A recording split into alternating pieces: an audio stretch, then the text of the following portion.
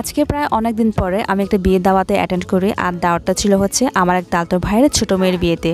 তো বিয়েতে যাওয়াটা আমার তেমন একটা ভাবই ছিল না, কিন্তু যখন সময়টা সামনে চলে আসলো আমাকে কল করে রিমাইন্ড করে দেওয়া হয় যে এই যে তোকে অবশ্যই কিন্তু বিয়েতে আসতেই হবে। তারপর কোনো কিছু না ভেবে হাতে একটু সময় বের করে ছুটে চলে গেলাম বিয়ের দাওয়াতে। এই গরমের দিনে গরমের সাথে ফাইট করে 7 সমুদ্র 13 নদী পার হয়ে কিভাবে বিয়ে বাড়িতে পৌঁছে গেলাম, তারপর সেখানকার বিয়ে বাড়ির পরিস্থিতি কেমন ছিল, আমাদের কনেকে কেমন দেখাচ্ছিল, কনের পক্ষের হয়ে কিভাবে আমরা কনেকে তার শ্বশুরবাড়িতে পৌঁছিয়ে দিলাম, এই সুন্দর মুহূর্তগুলো থাকছে আজকের এই ভিডিওতে। তাহলে এইবার আমরা এই সুন্দর ব্লগটাকে একটু এনজয় করি। আপনারা একটু আগে দেখলেন যে আমরা সেজে গুজে কিভাবে স্ট্রাগল করে নদীর এই পার থেকে ওই পারে চলে গেলাম। আসলে নদীর ওই পারে ঘর থাকা মানে হচ্ছে খুবই কষ্টসাধ্য একটা ব্যাপার স্যাপার। যাই হোক, এত কষ্ট করে পার হলাম, এখন আবার আরেকটু পথ হেঁটে যাওয়া লাগতেছে আমাদের। হ্যালো, আমি খুঁজতে আমার সমস্যা মেলা তাই তুমি মেলাত গেলে যে আমার লগে এই গরমত মেলা হাজির আমি উফ সেই ফিলিংস মানে ফিলিংস আর বোঝানো পারি আমি তোমারে 7 সমুদ্র 13 নদী পার হয়ে এখন আবার ঝাড় জঙ্গল পার হয়ে আমরা বিয়ে খাইতে যাচ্ছি, তাও আবার এই প্রচন্ড রকমের গরমে। পাচ্ছেন আমরা এখন হচ্ছে কোনের বাড়িতে যাচ্ছি বিয়ে খাবার জন্য। হাই,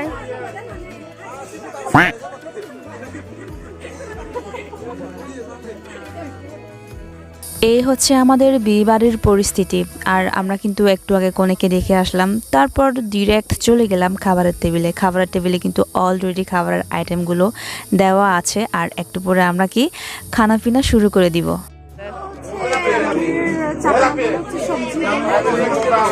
গন্ধ চাকমারা বলে গন্ধ আর হচ্ছে ডাঙা দাও রে হো না, এটা হচ্ছে আমাদের চাকমাদের হচ্ছে শুকরের মাংস আছে আনো এটা দেবো কমা দিবি কি দেখো। এটা হচ্ছে চাকমাদের প্রিয় খাবার শুকরের মাংস। লে আমার ছোট বোনটার ব্লগিংয়ের পারফরমেন্স দেখে আমি খুবই হতাশ হয়ে গেলাম। ওকে বলেছিলাম যে আমাকে একটু ব্লগিংয়ে আজকে সাহায্য কর, কিছু বলা ট্রাই কর। দেখলেন তো ওর পারফরমেন্সটা কীরকম ছিল। আর সে এখন পান খেতে ব্যস্ত, দেখতেই তো পাচ্ছেন। এই মুহূর্তে আমাদের নতুন বউটা কিন্তু পুরাই আমাদের হেফাজতে রয়েছে। ইচ্ছে মতো ছবি তুলবো, ইচ্ছে মতো ভিডিও বানাবো।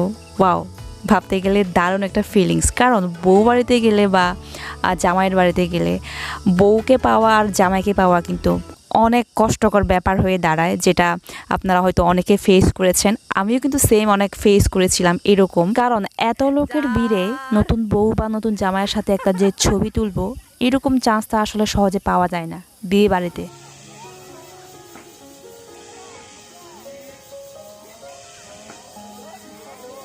এইবার কিন্তু নতুন বউটাকে নিয়ে তার শ্বশুরবাড়িতে রওনা দেওয়ার পালা। সবাই এক এক করে রওনাও দিয়ে দিল। আর আমরা কিন্তু একটু আগে একটা রিচুয়াল মিস করলাম, যেটাকে আমরা আশীর্বাদ পর্ব হিসেবে বলে থাকি। তো আমি সেই সময় সেখানে উপস্থিত না হওয়াতে আমরা ওই রিচুয়ালটা মিস করে ফেললাম। আমি সত্যি খুবই দুঃখিত। আপনারা হয়তো আবার অনেকে অবাক হয়ে বলতে পারেন যে নতুন বউটাকে দিতে এতজন লোক যাচ্ছে। হ্যাঁ, অবশ্য যাওয়া লাগে। আমাদের একটা নিয়ম আছে যে নতুন জামাইয়ের পক্ষ থেকে যতজন লোক আসবে, আমি বউটাকে নিতে আসবে, তার ডাবল হিসেব করে হচ্ছে যেতে হয়। অনেকে আবার কমই যায়, আবার অনেকে বেশি যায়। আমাদেরকে আবারও সেমভাবে স্ট্রাগল করে হেঁটে যাওয়া লাগতেছে নদীর পার পর্যন্ত। আবার সেখান থেকে নদী পেরিয়ে একদমই যাওয়া লাগবে মেইন রোড পর্যন্ত। দেখেন মানুষ কতটা স্ট্রাগল করে হচ্ছে বিয়ে দাওয়াত খাইতে আসে। বাট আমিও কিন্তু তাদেরই দলে, যারা অনেকে স্ট্রাগল করে 7 সমুদ্র 13 নদী পার হয়ে বিয়ে দাওয়াতে আসে। না সে ভাই জুমগুড়ি করে ভিডিও করে মি সে ভাই জুমগুড়ি করে ভিডিও করে মি রাখে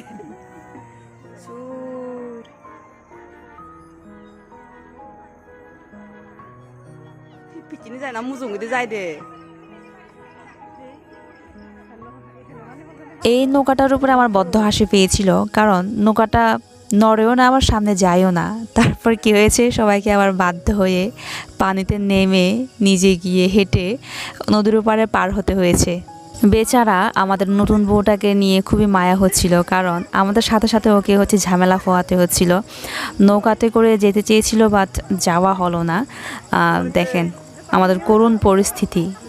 হ্যাঁ ভগবান, oye oye গেছি মুদা হাতে ভিডিও করতে। কে কিভাবে যাচ্ছে, কে কিভাবে নদী পার হচ্ছে তার কোনো হিসেব নেই। আর এই টাইপের সিনগুলো দেখার পরে আমার অনেক ফানি টাইপের মনে হচ্ছিল, আর মজাও লাগছিল। আর ভাবছিলাম যে মাঝে মাঝে আসলে এইরকম চমলক্ষ টাইপের বিয়ের দাওয়াত খাওয়া ভালোই, কারণ এই মোমেন্টসগুলো কিন্তু অনেক মনে রাখার মতো হয়। আমরা কঠোর পরিশ্রম করে নদীটা পার হলাম, এখন একটু স্বস্তি পাচ্ছি। আর সে সাথে আর একটা স্বস্তি পাচ্ছি হচ্ছে আমাদেরকে মেন রোডে যাওয়া লাগেনি, গাড়িগুলো এখানে নদীর পাড়ে ছিল।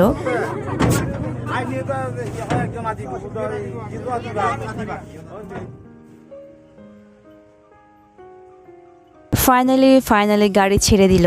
এতক্ষণ ধরে গরমের জ্বালায় গাড়ির ভিতরে মরে যাচ্ছিলাম, এখন গাড়ি ছাড়লো, বাতাস বইছে ঠান্ডা ঠান্ডা, খুল পরিবেশটা ভালো লাগছে। চারপাশে আবার ন্যাচারাল বিউটি দেখা যাচ্ছে, খুবই ভালো লাগছে। আমাদের এই জার্নিটা ছিল হচ্ছে মাত্র 30 মিনিটের মধ্যে আমরা বরের বাড়ি পৌঁছে যাই। কারণ আমাদের কনের বাড়ি ছিল হচ্ছে দিঘিনালা বাবুছড়া এলাকায়, আর বরের বাড়ি ছিল হচ্ছে দিঘিনালা বরাদম এলাকায়। এই প্রথমবার এরকম এক্সপিরিয়েন্স আমি ফেস করেছি যে শর্ট টাইমে হচ্ছে আমরা নতুন বউটাকে নিয়ে হাজির হয়ে গেলাম বরের বাড়িতে। এরপর আপনারা দেখতে পাচ্ছেন আমাদের নতুন বউটাকে তার শাশুড়ি মা কীভাবে চাকমা সমাজের সকল রিচুয়াল মেনে তার পুত্রবধূকে হচ্ছে গৃহপ্রবেশ করাচ্ছে।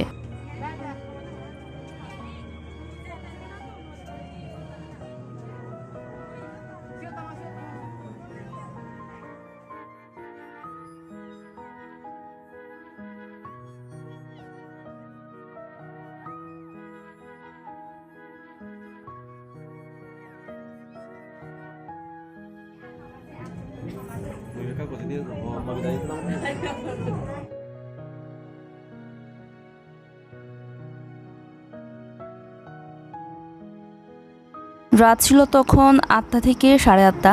আমরা খাবারের টেবিলে চলে গেলাম। খাবারের টেবিলে যাওয়ার পরে খুশিতে আত্মহারা হয়ে গেছিলাম, কারণ খাবারের টেবিলের আইটেমগুলো যে লোভনীয় ছিল বলার মতো না। আইটেমের মধ্যে ছিল হচ্ছে কলা গাছ তরকারি গ্রেভি দিয়ে তৈরি, আর হচ্ছে বাঁশকরল। এইরকম আইটেম দেখে তো মানে সবারই খুশি হওয়ার মতো, কারণ জার্নি করে আসার পরে তৈলাক্ত খাবার খেতে একদমই মন চায় না।